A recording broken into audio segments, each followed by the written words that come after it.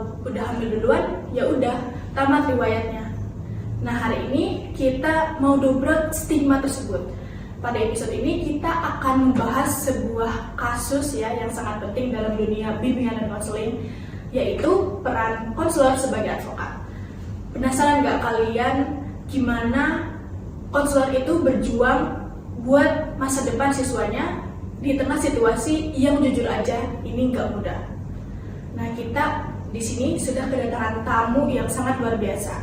Yang pertama, guru BK di sini sebagai konselor, lalu konseli serta orang tuanya. Oke, teman-teman, di sini kita bisa mulai ya. Mungkin dari saya akan memulai dari konselor dulu. Nah, dari konselor di sini kan beliau sebagai guru BK ya. Pak, gimana waktu masalah tersebut itu bisa diketahui ya oleh pihak sekolah? Oke, baik. Terima kasih Kak buat waktunya, sudah diundang juga dengan konseling dengan orang tua juga. Awalnya saya dihubungi oleh pihak keluarga yang dimana saat itu mereka menyampaikan bahwa ada anak mereka atau konseli ini itu melahirkan seorang bayi.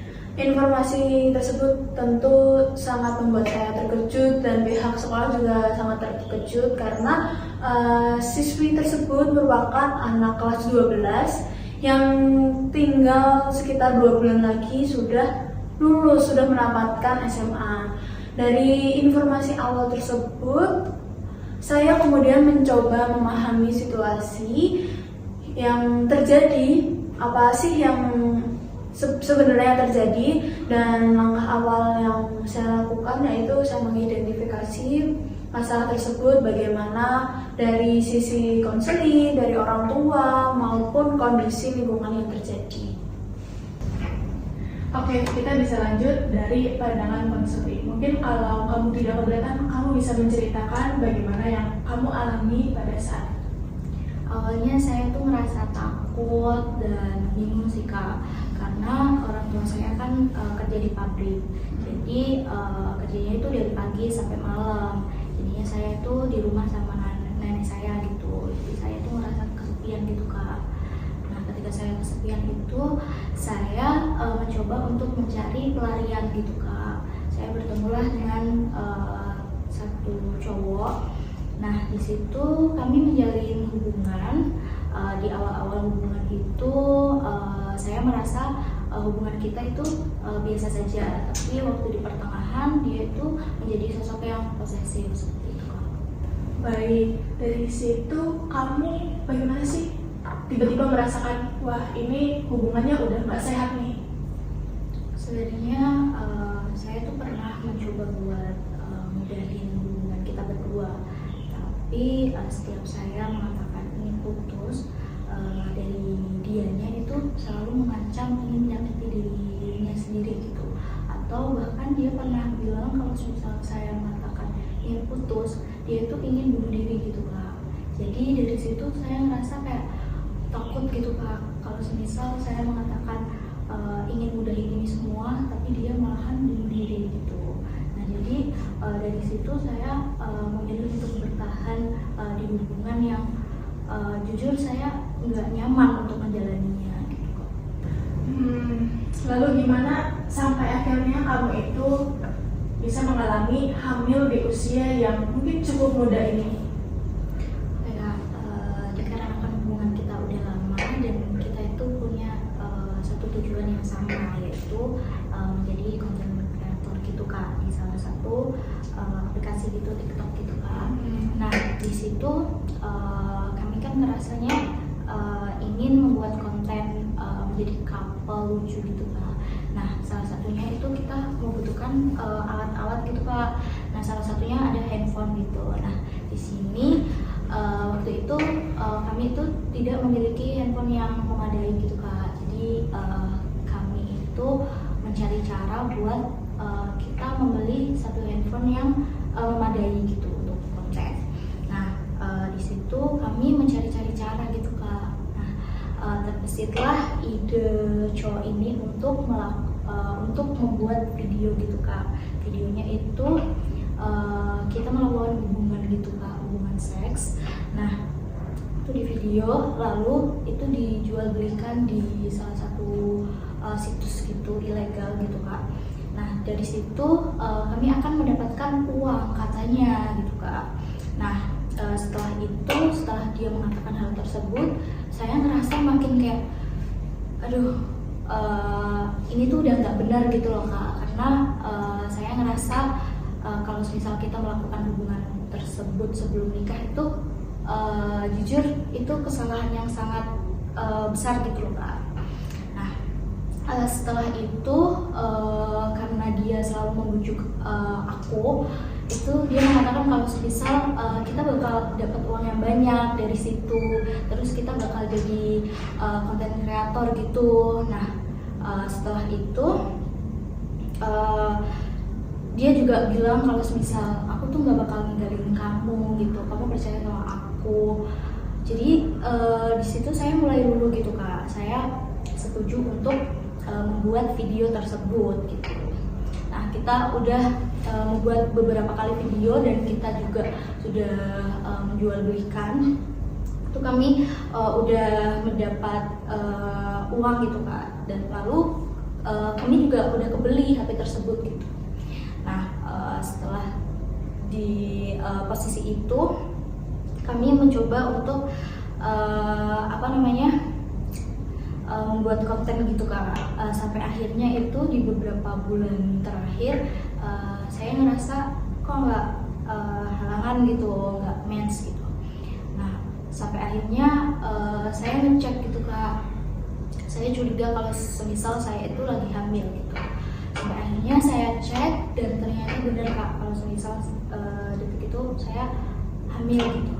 Nah di posisi itu saya tuh takut, sedih, bingung juga mau cerita ke siapa, karena jujur kalau ke orang tua saya saya takut.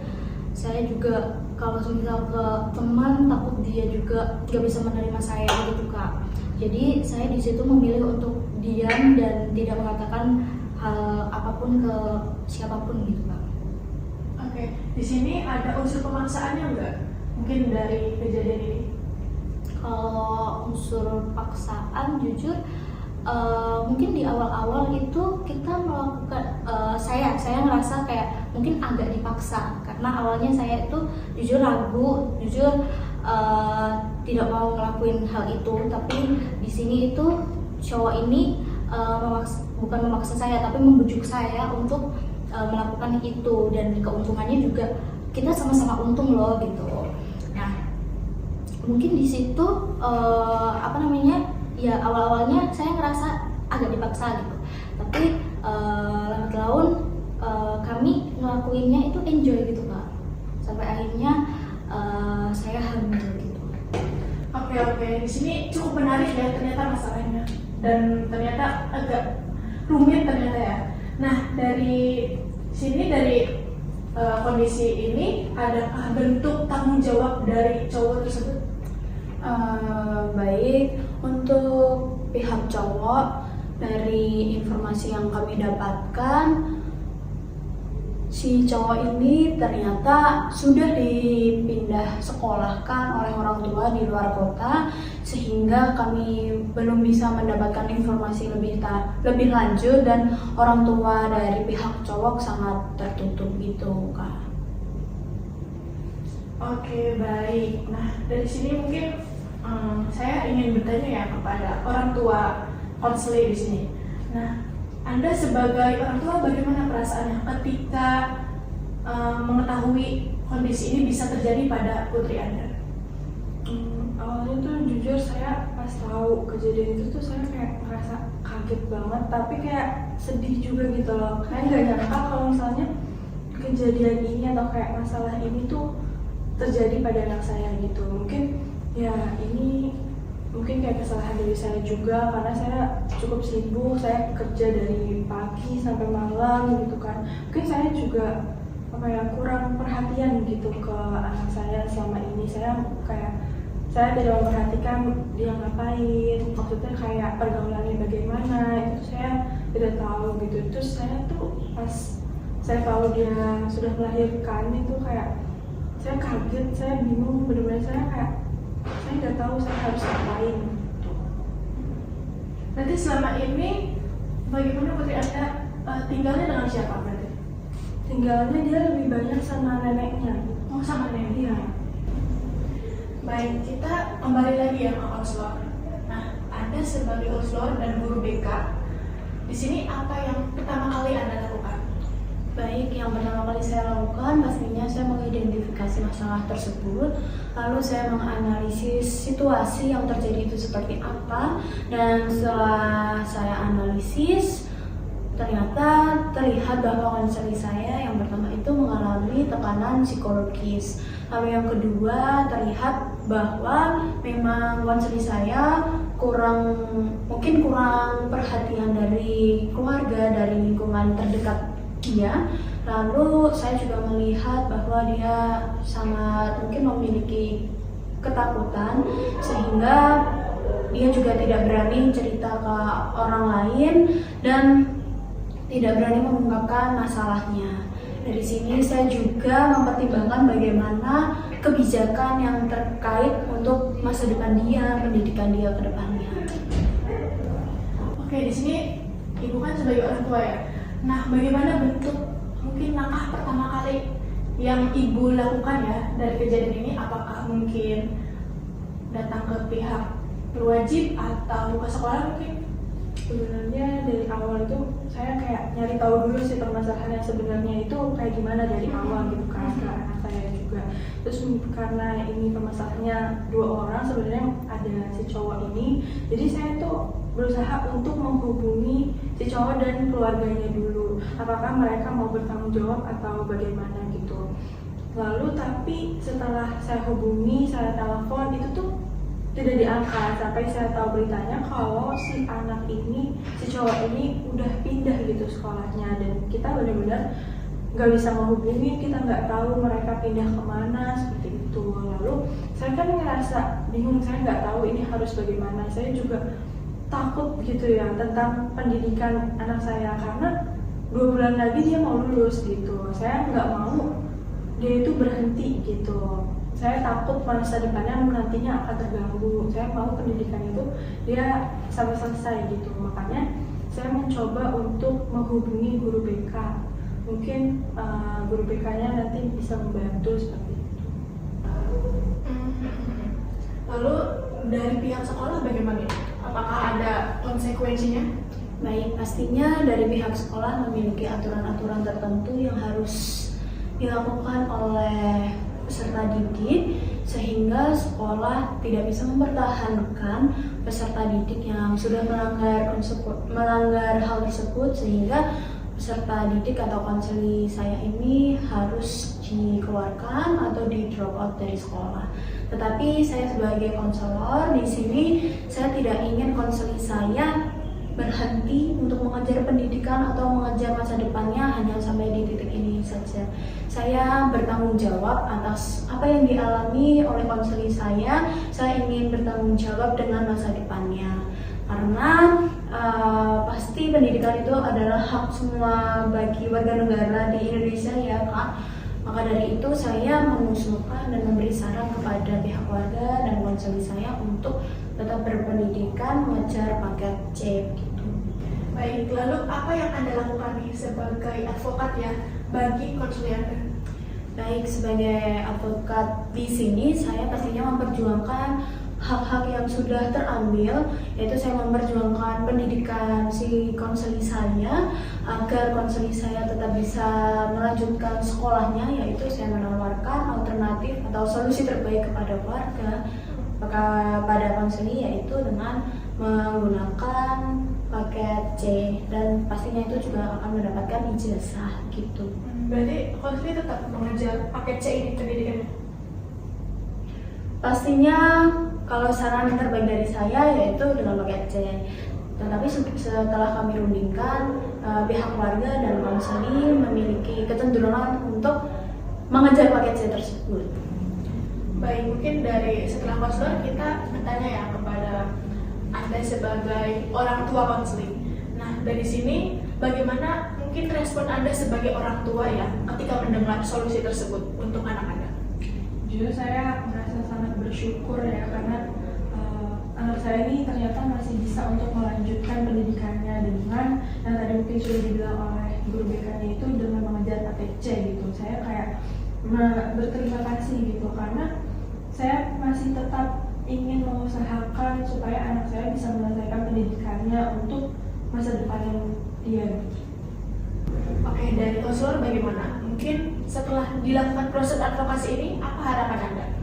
Ya, harapan saya yang pertama pastinya untuk konseli saya sendiri, yaitu saya berharap apapun yang sudah terjadi bisa dijadikan pelajaran untuk kedepannya, dan saya berharap konseli saya tetap memiliki semangat untuk melanjutkan pendidikan yang harus ditempuh. Lalu saya juga memberikan sedikit pesan ya kepada mungkin guru BK di luar sana, kepada konselor di luar sana, jika ada masalah yang mungkin serupa dengan yang sudah terjadi, bisa dibantu untuk konselinya mendapatkan hak-hak yang sudah terampas dengan melanjutkan pendidikan, dan sebagai konselor harus menjadi advokat yang terbaik bagi konselinya. Dan konselor di sini tidak hanya sebagai penasihat saja, tetapi lebih membantu untuk konseli mendapatkan hak tersebut, begitu. Oke teman-teman, gak kerasa ya kita sudah di ujung acara. Dari kisah ini kita dapat belajar bahwa ketika kita mendapatkan masalah dan terjadi masalah dalam hidup kita, itu bukan menjadi suatu ujung dan menjadi akhir dari segalanya. Nah, dengan adanya dukungan ini, yaitu dukungan dari keluarga, lalu peran konselor sebagai advokat, serta seseorang itu pasti dapat memiliki kesempatan dan memperbaiki untuk masa depannya. Nah, terima kasih kepada konselor, konseli, dan juga orang tua konseli ya yang sudah berbagi cerita pada podcast hari ini. Nah, saya sebagai host pamit undur diri. Sampai jumpa di episode podcast selanjutnya. Dadah!